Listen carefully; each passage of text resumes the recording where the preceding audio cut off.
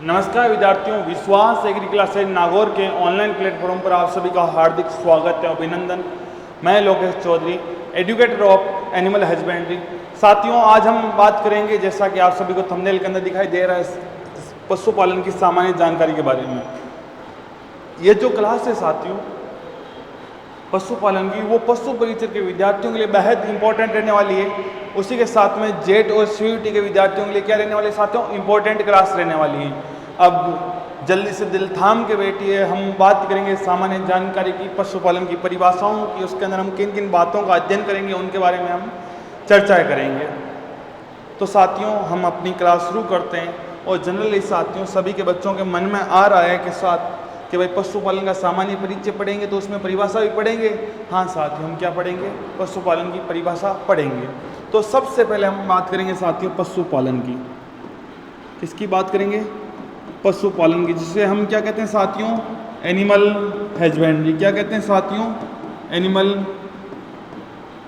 Husbandry. अब आपके मन के अंदर जिज्ञासाएं उठ रही है कि हम जब बचपन में थे तो घर वाले कहते थे पशुओं को पालना पशुपालन है। हम छोटी क्लासों के अंदर पढ़ते आए हैं, हम ग्रामीण इलाके के विद्यार्थी हैं, हम यही पढ़ते हैं कि पशुओं को पालना ही पशुपालन है। मैं इस बात से आपकी बहुत सहमत हूँ और मैं बहुत अच्छे से जानता हूँ बेटा, लगभग सभी विद्यार्थी ग्रामीण इलाकों से बिलोंग करते हैं तो उन्हें सारी चीज़ों का नॉलेज होता है पशुओं के बारे में। लेकिन साथियों, एक साइंटिफिक तरीके से आपको सारी चीज़ें सीखनी है। आप किताबी ज्ञान भी आपको साथ में पता होना चाहिए, आपको अपना जनरल नॉलेज भी पता होना चाहिए, आपको ग्रामीण भाषाओं के बारे में पता होना चाहिए। वहाँ पर हम पशुपालन के अंदर किन किन टर्म्स को यूज़ में लेते हैं, हम सारी चीज़ें पढ़ेंगे। बस बात इतनी सी है कि तुम हमारे साथ में बने रहना, हम आपको बहुत सारी इन्फॉर्मेशन देंगे। पशु परिचय वाले विद्यार्थियों के लिए बहुत और बेहद इंपॉर्टेंट क्लास रहने वाली है। हम साथियों बात करते हैं पशुपालन कहते किसे हैं। अब साथियों, आपको पशुपालन के अंदर 3-4 पॉइंट देखने को मिलेंगे। हम 3-4 पॉइंटों के बारे में मेनली चर्चा करते हैं। किसी भी पशु के, एक साथियों, कोई भी मनुष्य या पशु, उसके रहने के लिए हमें जगह की आवश्यकता होती है, यानी साथियों हम एक आवास की चर्चा करेंगे। एक साथियों, किसी भी पशु को क्या खाना चाहिए, जो बेहद इंपॉर्टेंट है साथियों। तीसरा है स्वास्थ्य। तीनों इंपॉर्टेंट चीज़ें हैं साथियों। अगर कोई भी पशु या मनुष्य हो, वो अपनी संतति को आगे बढ़ाना चाहता है साथियों, सभी चाहते हैं कि अपना वंश जीवित रहे, तो साथियों हम उसके बाद बात करेंगे प्रजनन की। हम इन चारों चीज़ों के बारे में पढ़ेंगे साथियों, shelter, ration, health and reproduction के बारे में। अब आपको एक डेफिनेशन सही तरीके से समझनी है। आज तक तुम जो पढ़ता है उसको थोड़ा सा हट के और बेटा थोड़ी सी सही भाषा के अंदर चलना है आपको साथियों, पढ़नी है। तो विज्ञान की वे शाखा, क्या पढ़ना है साथियों, विज्ञान की वे शाखा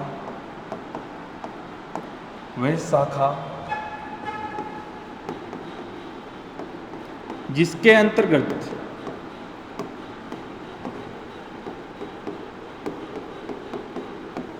पालतू जानवरों के, किन के साथियों, पालतू जानवरों के आवास, आहार, स्वास्थ्य तथा प्रजनन का क्या करते हैं साथियों, इन चारों चीज़ों का अध्ययन करते हैं। क्या करते हैं साथियों, अध्ययन करते हैं। क्या कहलाएगा, पशुपालन कहलाएगा। अब आपको डेफिनेशन कुछ समझ में आई, हाँ सर, आज तक हम जो पढ़ रहे थे वो अलग है, आज जो आप बता रहे हो वो अलग है। तो साथियों, अगर आप पशु परिचय की तैयारी कर रहे हो तो उसके अंदर आएगा विज्ञान की वे शाखा जिसके अंतर्गत पालतू जानवरों के आवास, आहार, स्वास्थ्य तथा प्रजनन का अध्ययन करना क्या कहलाता है साथियों, पशुपालन कहलाता है। लेकिन आप जैसे इस टर्म को कृषि विज्ञान के विद्यार्थियों को लेके जाओगे, जो एग्रीकल्चर फील्ड के हैं, तो वो साथियों वो आपको बताएंगे कि कृषि विज्ञान की वे शाखा जिसके अंतर्गत पालतू जानवरों के आवास, आहार, स्वास्थ्य तथा क्या प्रजनन का अध्ययन करते हैं, क्या कहलाएगा साथियों, पशुपालन कहलाएगा। अब जो चार साथियों मेनली चीज़ों की बात की है, अब हम इन चारों के बारे में पढ़ेंगे। भाई आवास किसे कहते हैं, आहार किसे कहेंगे, स्वास्थ्य किसे कहते हैं, या प्रजनन किसे कहते हैं, या इनके अंदर हम किन किन चीज़ों का अध्ययन करेंगे। बेटा हम जनरली जो आपकी पूरी पशुपालन है बेटा इन 4 शब्दों के ऊपर टिकी है। अगर आपको इन चारों शब्दों के बारे में पूरा संपूर्ण पता है, इन चारों के अर्थ, इन चारों का यूज, इन चारों के अंदर क्या क्या आता है, तो बेटा आपको संपूर्ण पशुपालन क्लियर हो जाएगी। बस आप मेहनत करते रहेगा। मैं कई बार क्लास में बच्चों को सुनाता हूँ, नहीं है ये ज़िंदगी 1 या 2 दिन की, नहीं है ये ज़िंदगी 1 या 2 दिन की, सुबह और शाम लड़ना है, ये जीवन का समर है, मृत्यु तलक के विराम लड़ना है। मेरे बच्चों कला सीखो संपूर्ण चक्रव्यूह वेदन की, तुम्हें भी अभिमन्यु की भांति बहुत बड़ा महासंग्राम लड़ना है, तुम्हें भी अभिमन्यु की भांति बहुत बड़ा महासंग्राम लड़ना है। साथियों, जैसे जैसे एग्ज़ाम नज़दीक आ रहे हैं वो तुम्हारे भविष्य का सबसे बड़ा महासंग्राम ही है। तुम बेरोजगार से रोजगार की ओर बढ़ोगे जब तुम अपनी मेहनत और संघर्ष करोगे। तो साथियों, एक आपका जो सुखमय क्षण होगा वो एग्ज़ाम हॉल होगा। आप उन 3 घंटों के अंदर अपने माइंड को किस और चलाते हो वो तुम्हारे जीवन का सबसे सफल मूल मंत्र होगा। तो साथियों, हम बिना देरी किए अपने टॉपिक पर चर्चा करते हैं। हम पहले बात करेंगे साथियों आवास के बारे में। किसके बारे में चर्चा करेंगे साथियों? हम सबसे पहले बात करेंगे आवास। अब मन में उठ रहा है कि सर आवास होता क्या है? तो बेटा, किसी भी मनुष्य के जो रहने का स्थान है एक तरीके से वो आवास ही है, लेकिन साथियों मुझसे क्या कहते हैं? घर कहते हैं। अब तुम अपने आप को पशु समझ के उसके आवास मत कह देना। मनुष्य के रहने का स्थान आवास नहीं, मनुष्य के रहने का स्थान साथियों वो होता घर ही है। घर का शाब्दिक या पर्यायवाची कहें तो हम आवास कहते हैं। और साथियों, पशुओं के रहने के स्थान को हम आवास कहते हैं। पहली बात तो ये, पशुओं के रहने का स्थान आवास कहलाता है। क्या कहलाता है साथियों? आवास कहलाता है।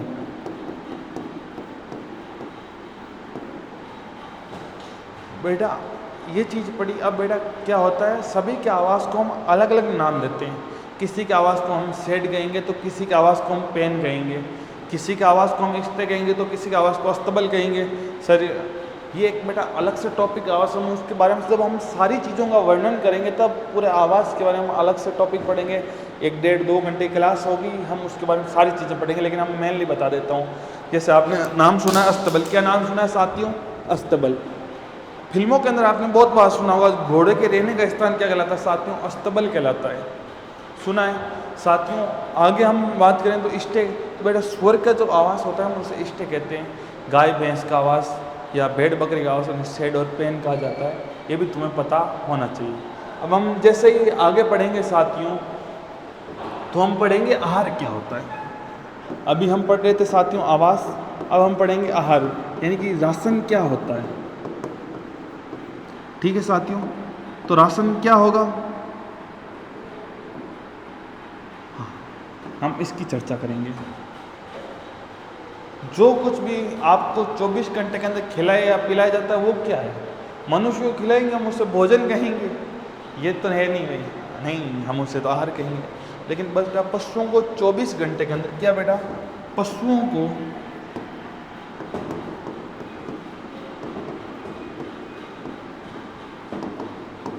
24 घंटे के अंदर जो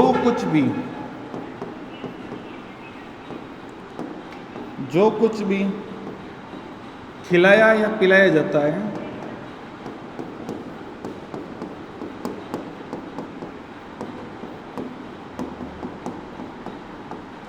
क्या कहलाता है बेटा? आहार कहलाता है। क्या कहलाता है?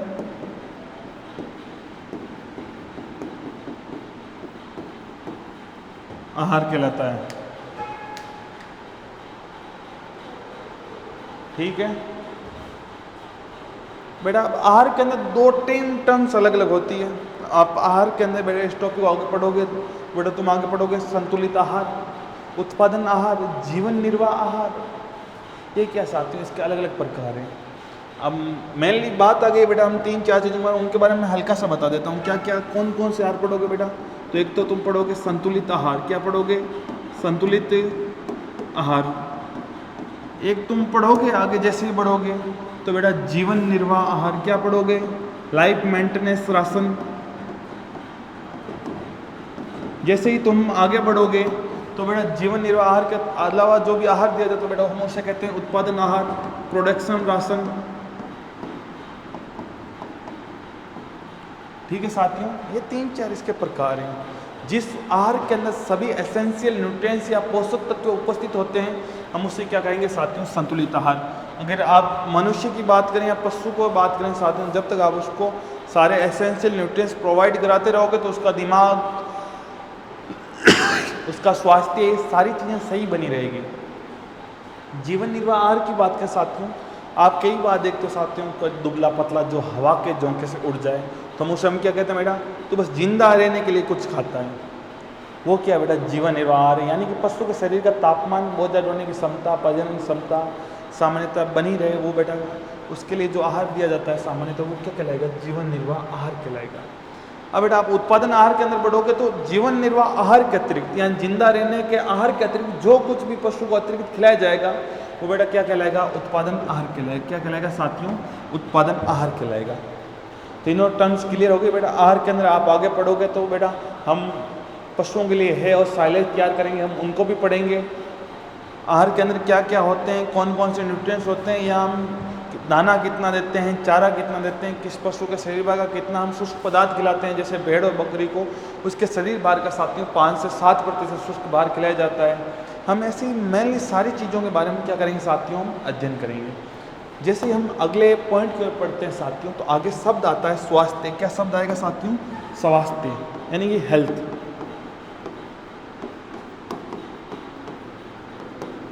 अब बेटा नाम से पता चल रहा है हेल्थ होती क्या है, ठीक है बेटा। हेल्थ के बारे में हम बात करेंगे।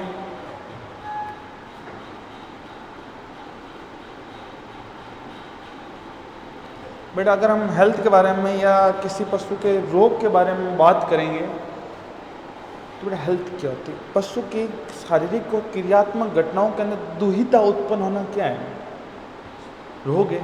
क्या साथियों, रोग। अगर किसी पशु को रोग होगा, डिजीज होगी, तो साथियों उसके निवारण के लिए हमें क्या चाहिए होगी, औषधियाँ। क्या चाहिए होगी साथियों, औषधियाँ चाहिए होगी। अब आपको रोग और औषधियों की हम बात कर रहे हैं तो बेटा स्वास्थ्य के अंदर 2 टॉपिक पढ़ेंगे हम, रोग और औषधियाँ। जनरली मेनली क्या होता है साथियों, चाहे मनुष्य हो चाहे पशु हो, रोग होना तय है, क्योंकि उसकी कभी मौसम परिवर्तन के कारण, जगह बदलाव के कारण ये तो सामान्य बीमारियाँ चलती है। लेकिन साथियों उसके अलावा जैसे मनुष्य के अंदर कैंसर, टीबी ये होता है, वैसे ही साथियों पशुओं के अंदर अलग अलग बीमारियाँ होती हैं। कौन कौन सी सर, गलघोटू, थनैला, विषाणुओं द्वारा साथियों खुरपका, मुंहपका रोग, ये बीमारियाँ हैं साथियों। एक तो हम बीमारियों के बारे में पढ़ेंगे, बीमारियों के अंदर पढ़ेंगे साथियों कौन सी बीमारी किस कारण होती है। नहीं साथियों इसके अंदर हम क्या पढ़ेंगे, कोजल ऑर्गेनिज्म, रोग कारक की बात करेंगे। रोग कारक के बाद में साथियों लक्षण की बात करेंगे। भाई लक्षण, कोई भी चीज़, कोई भी रोग हुआ तो उसके हमें लक्षण के बिना कैसे पता चले कौन सी बीमारी हुई है। सही चीज़ है, आप डॉक्टर के पास जाते हो, आपको क्या समस्या आप बताते हो तो वो आपके लक्षण देख कर आपको कहता है ये दवाई लो, आपको ये बीमारी हुई है। तो बेटा हम रोग कारक लक्षण, उसके बाद हम क्या बात करते हैं, निवारण की बात करेंगे। भाई उनका निवारण किन से करते हैं, या बेटा निवारण को हम बात करें तो उपचार की बात करेंगे। निवारण या उपचार क्या होता है साथियों, एक ही होता है, टर्म्स एक ही है। अब हम बात करते हैं बेटा सबसे पहले आपको रोग का पता किन के कारण होगा, लक्षण के कारण। अगर बेटा किसी भी पशु के खुर, मुंह के अंदर छाले तो वो कौन सा है, रोग है।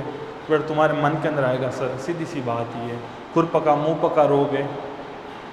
अब उसके बाद तुम बेटा कोजल ऑर्गेनिज्म के और बढ़ोगे, खुरपका और मुंहपका किन से होता है आप वो बताओगे। उसके बाद बेटा आपको इनको घावों को धोते हैं, फिटकरी लगाते हैं, वो सारी चीज़ें बेटा क्या करोगे आप इनके बारे में पढ़ोगे। आपको ये रोग लक्षण पता हुआ तो रोग कारक पता हुआ, आपको दोनों चीज़ें पता हुई तो बेटा आप आगे उपचार की ओर बढ़ोगे। और बेटा उपचार किन से होता है, तो उपचार बेटा औषधियों से किया जाता है। किन से किया जाता है, औषधियों से किया जाता है। तो बेटा अब आपको मैं बताता हूँ, हम पहले बात करेंगे रोग और औषधि में से औषधियाँ पढ़ेंगे। भाई दर्द निवारक औषधियाँ कौन सी है,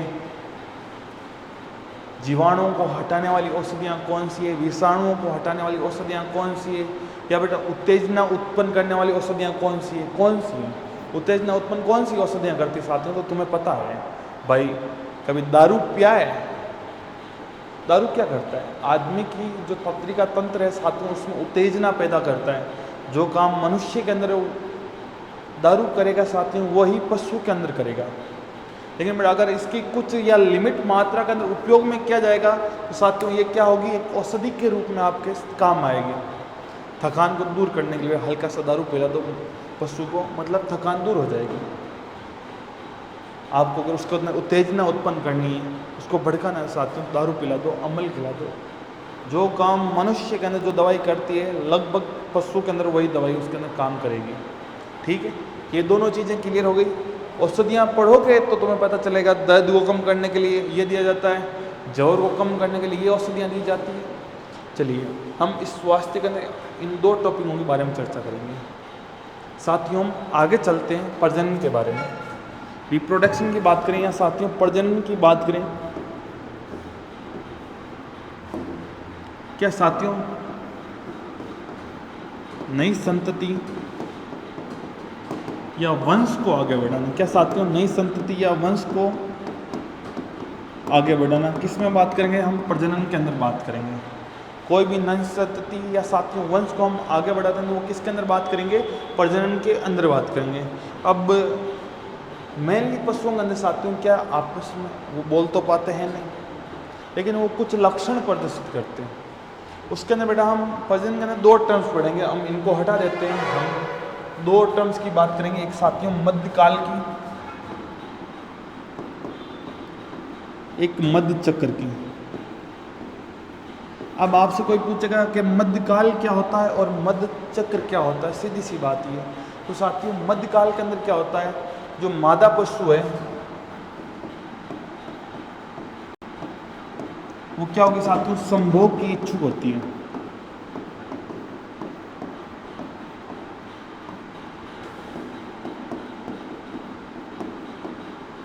जिसे हम पाड़े आना कहते हैं या हीट में आना कहते हैं या ताप में आना कहते हैं या गर्मी आना कहते हैं। गांव के अंदर हम यही टर्म्स काम में लेते हैं बेटा, उसे हम क्या कहते हैं, मध्यकाल के अंदर। या साथियों वो गर्भ धारण करने के लिए ओब्लिक करके बेटा याद रखना,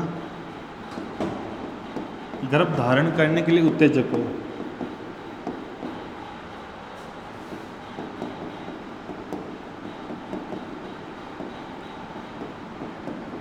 अब बेटा आपको याद रखना इनको और क्या क्या कहा जाता है, मध्यकाल को बेटा हीट आना, गांवों के अंदर कहते हैं बेटा ताव आना। ये चीज़ें क्या है, प्रजनन के अंदर पढ़ोगे। अब बेटा जब ये समय निश्चित होता है, जैसे 12 से 24 घंटे के बीच का, 16 से 24 घंटे के बीच का, 48 घंटे के बीच का, 2 दिन के बीच का, अलग अलग पशुओं के अंदर अलग अलग होगा। हम सारी चीज़ें पढ़ेंगे, जब हम इस टॉपिक को पढ़ेंगे बेटा तो हम सारी चीज़ों के बारे में अध्ययन कर लेंगे। ठीक है, लेकिन बेटा जब तुम इस समय के अंदर किसी भी मादा पशु को क्या नहीं करा पाते, गर्भ धारण नहीं करा पाते, या बेटा मादा पशु खुद गर्भ धारण करने में असमर्थ होता है या किसी कारणवश उसका गर्भ ठहर नहीं पाता है, तो बेटा एक साइकिल चलता है। उसके बाद साथियों वापस वो क्या होती है, मध्य के अंदर आती है। मध्य चक्र का मतलब क्या हो, एक चक्कर चलेगा यानी 2 मध्य कालों के बीच की अवधि क्या होगा साथियों, 2 मध्य कालों के बीच की अवधि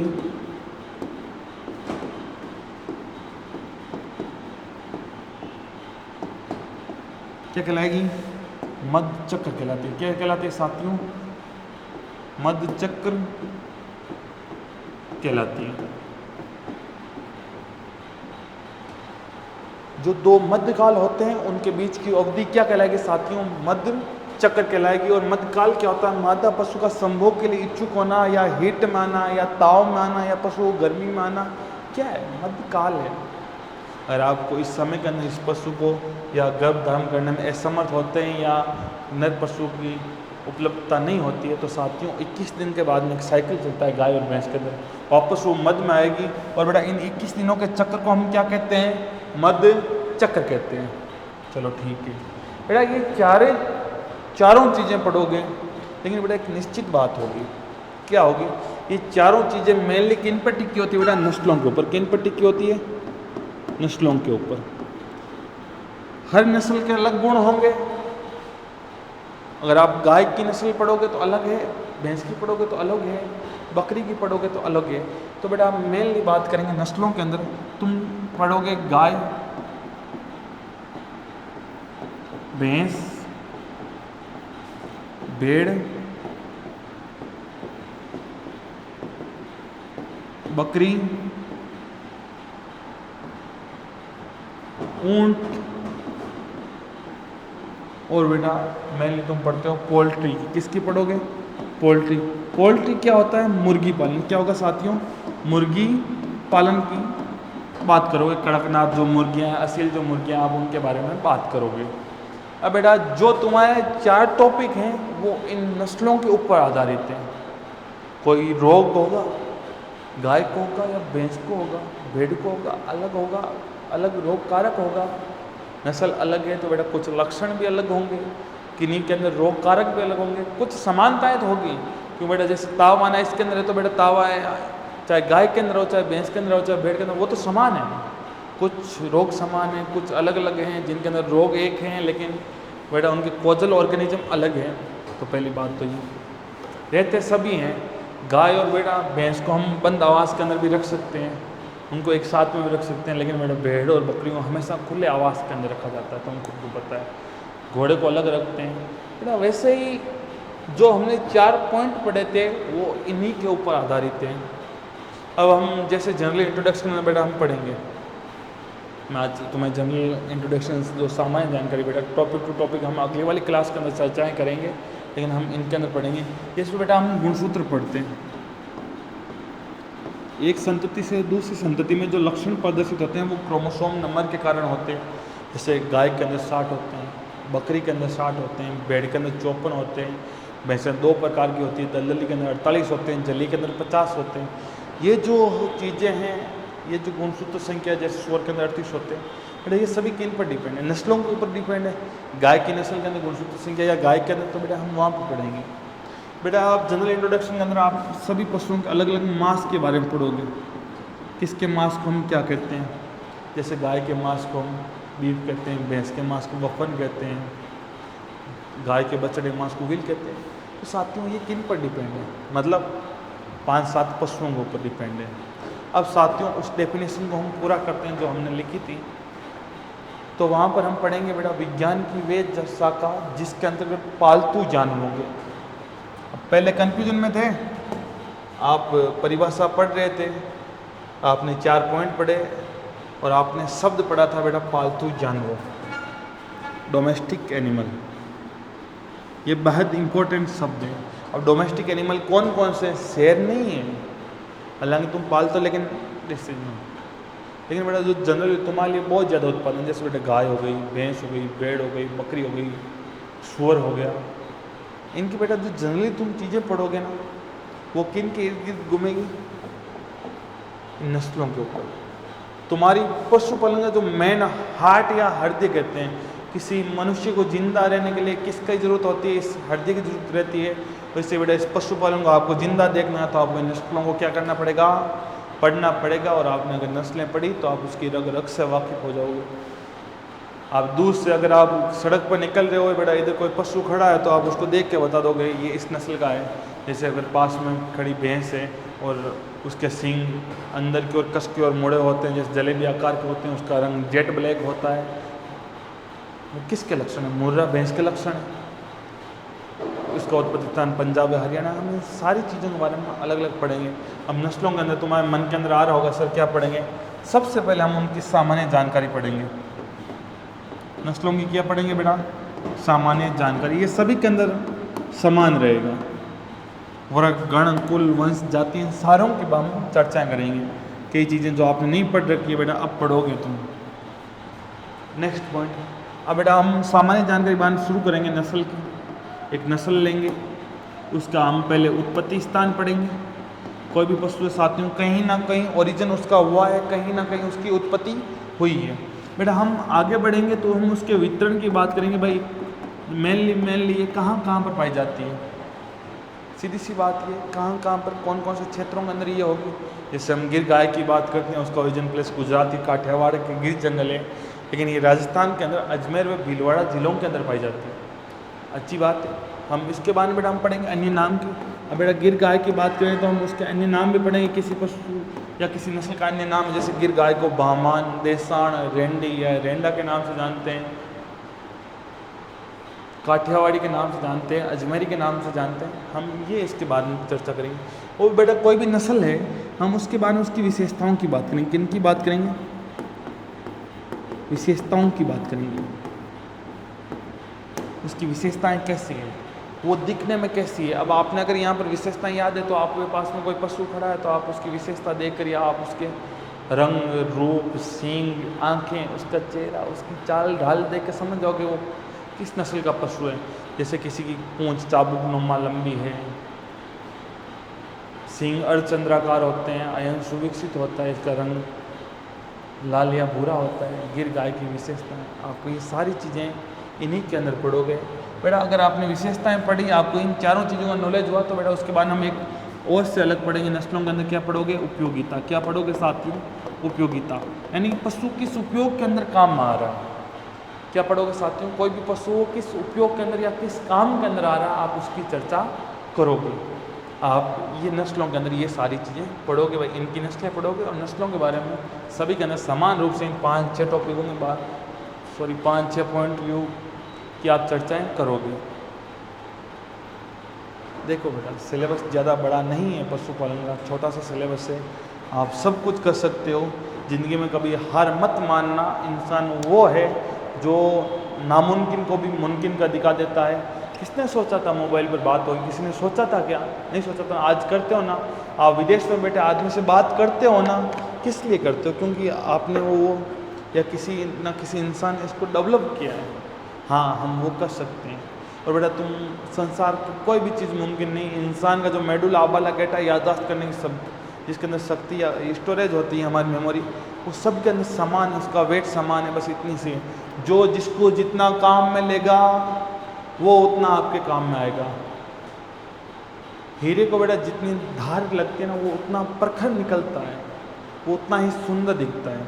आप बेटा जितना इस दिमाग को काम में लोगे वो आपको उतना ही अच्छा महसूस कराएगा। और बेटा सफल होना जिंदगी का सबसे बड़ा मूल मंत्र है।